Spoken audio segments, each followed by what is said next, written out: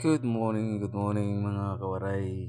So ayan, this is the menu for the day. As usual, manok pa rin. At ito ang ating mga main characters na naman. Sibuyas, bawang at saka syempre kalamansi. So chicken steak pala yung lulutuin natin ngayon. So, as usual, manok pa rin. Yan talaga yung paborito namin. So, ayan. Painit lang tayo ng kawali. At saka, mantika. Ayan. Painitan lang natin ng mga ilang minuto. Sigisan na natin ang bawang at sibuyas. Metos hanggang sa lumabas ang aromatic na amoy. Ganyan lang, ganyan. Metos lang. Pag naamoy na natin ang bango, pwede na. So ayan na, amoy ko na. So lagay na natin ang manokes. Ayan. Mahirap kasi wala tayong cameraman. Solo flight. Mahirap gumalaw. Ayan. I-saute lang natin ng konti. Igisa lang natin ng mga ilang minuto o segundo. Lagyan natin ng as usual paminta. Siyempre, hindi mawala ang toyo dyan dahil yan ang kanyang main character. Isa sa main character ng chicken steak ang toyo. So hula-hula lang, wala tayong sukat, tansya-tansya lang. Ayan. So ayan, gisa lang natin ng konti.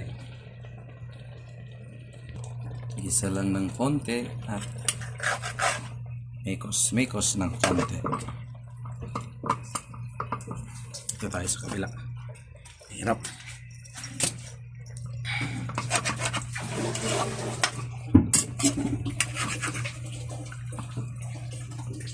Ang hirap.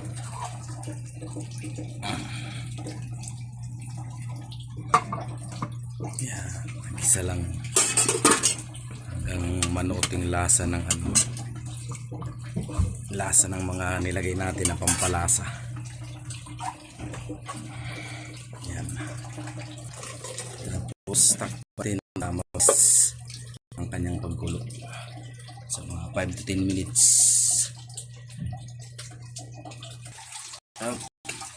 Check na yun. Ayan. Yun o.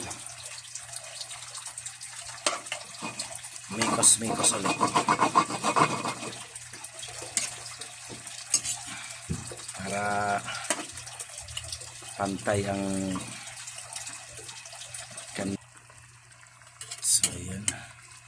Pakuluin pa natin.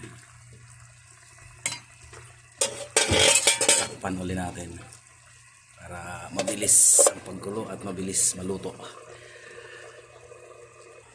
So ayan, check ulit natin. Okay, all goods na, all goods. Ang maganda yung pagkulo.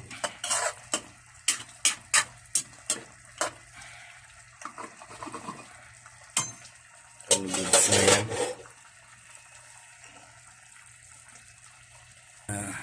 So ilagay na natin ang isa sa main character. Yan. Para manuot. Dahan-dahan lang para hindi sumama ang kanyang mga buto. Pero sumasama talaga.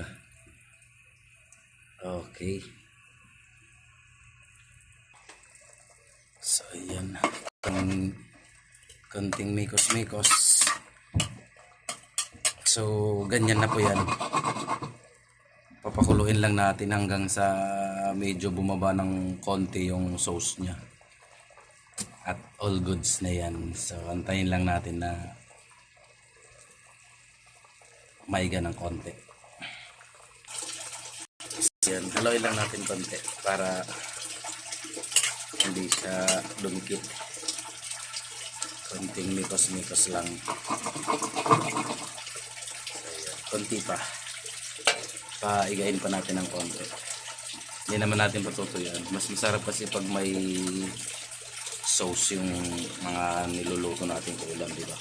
Para may pansahog, may ano tayo sa kanin, may pan-toppings. So mga ilang minutes pa. So ayan, ano na siya, bumaba na ng konting sabaw niya. So all goods na yan. Ilagay na natin ang panghuli nating sangkap, ang bida. Ilagay na natin ang bida. Yun o,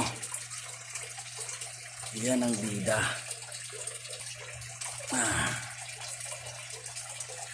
Yan. Another bida. So ayan, chicken steak ala Olino. Chicken steak ala Olino. So yan na po siya.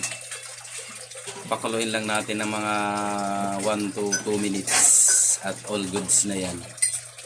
Bahaw na lang ang kulang. Sigurado taog na naman yung kaldero nito. Wow,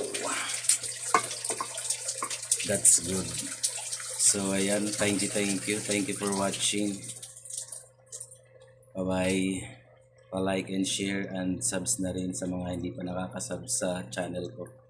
Thank you so much. Thank you for watching.